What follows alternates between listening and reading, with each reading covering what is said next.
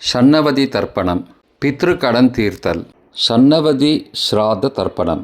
ஷண்ணவதி என்கிற சமஸ்கிருத சொல்லுக்கு 96 என்று பொருள். அமாயுகி மனுக்ராந்தி திருதிபாத மகாலயாக அஷ்டக அன்வஷ்டக சேதி ஷண்ணவத்யः பிரகீர்த்திதாக என்கிற வசனப்படி ஒரு வருடத்தில் 96 நாட்கள். ஷண்ணவதி ஸ்ராத்தங்கள் தர்ப்பணங்கள் வருடத்திற்கு மொத்தம் 96. இதில் அமாவாசை தர்ஷ ஸ்ராத்தம் 12, மாச பிறப்பு மாச சங்கிரமணம் 12, மகாலயபக்ஷம் 16, மண்வாதி 14, வைதிருதி 13, வ்யதிபாத 13, யுகாதி கிருத திரேதா துவாபர கலியுக எல்லாம் சேர்த்து 4, அஷ்டகா 4, அன்வஷ்டகா 4, திஸ்ரோஷ்டகா 4. ஆக மொத்தம் வருடத்திற்கு 96 தர்ப்பணங்கள். ஷண்ணவதி தர்ப்பணம் யார் செய்யலாம்? தந்தை ஜீவித்திருந்து தாயார் இறந்தால் தாயாரின் ஸ்ராத்தம் தவிர வேறு ஒன்றும் செய்ய வேண்டியதில்லை. தந்தை இறந்தால் மட்டுமே 96 தர்ப்பணங்களையும் அனுஷ்டிக்கலாம். ஷண்ணவதி தர்ப்பணம் எப்போது செய்ய தொடங்கலாம்?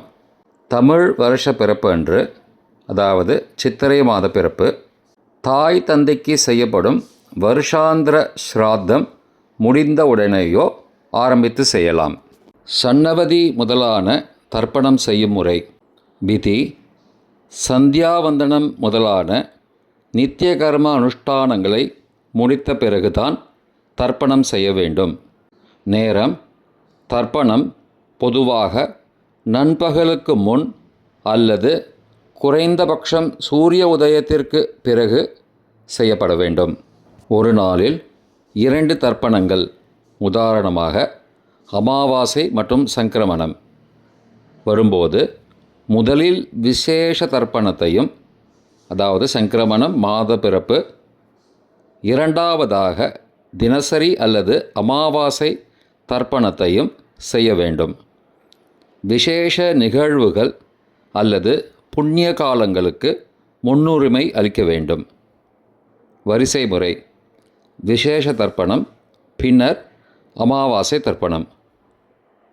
குறிப்பு: மகாலயபக்ஷம் போன்ற சமயங்களில் முதலில் அமாவாசை தர்ப்பணம் செய்துவிட்டு பின்னர் மகாலய தர்ப்பணம் செய்வது வழக்கம். ஒவ்வொரு தர்ப்பணத்திற்கும் சங்கல்பம் தனித்தனியாக செய்ய வேண்டும். ஒருவர் வருடத்தில் 96 தர்ப்பணங்களை செய்ய வேண்டும். இந்த ஷண்ணவதி நாட்களில் பித்ருகளுக்கு ஸ்ராத்தம் அல்லது குறைந்தபட்சம் தர்ப்பணம் செய்ய வேண்டும். ஒவ்வொரு வருடமும் இவ்வாறு 96 நாட்களும் தர்ப்பணம் செய்ய முடியாவிட்டாலும் வாழ்நாளில் ஒரு வருஷமாவது 96 நாட்களும் பித்ருகளுக்கு தர்ப்பணம் செய்வது குடும்பத்தில் நிம்மதியை தரும். 96 தர்ப்பணம் செய்ய இயலாதவர்கள் குறைந்தபட்சம் கீழே உள்ள தர்ப்பணத்தை கடைபிடிக்க வேண்டும்.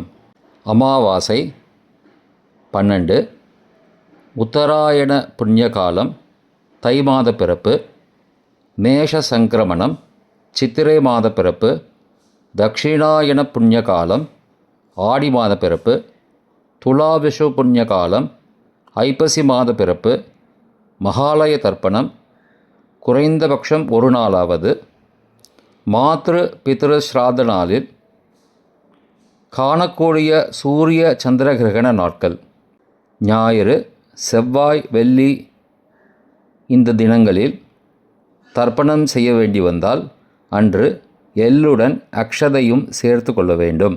இவற்றில் மகாலய தர்ப்பணத்தை ஹிரண்யம் அல்லது பிராமண போஜனத்துடன் செய்யலாம். 16 நாட்களிலும் இல்லாவிட்டாலும் ஒருவர் தன்னை மிக முக்கியமானதாக கருதும் எந்த ஒரு நாளிலும், அதாவது மகாபரணி, மத்தியாஷ்டமி அல்லது மகாலயத்தில் வரும் அவரது மாத்ரு பித்ரு ஸ்ராத்த திதி நாட்களில் செய்யலாம். ஒவ்வொருவரும் அவரவர்களின் பித்ருக்களின் முன்னோர் திருப்திக்காக ஒரு வருடத்தில் 96 நாட்கள் தர்ப்பணங்களை செய்ய வேண்டும். பித்ருக்களுக்கு திருப்தி ஏற்படுகிறது. நல்ல குழந்தை புத்திரன் பிறந்து வம்சவிருத்தி உண்டாகும். பித்ரு தோஷம் போய்விடும்.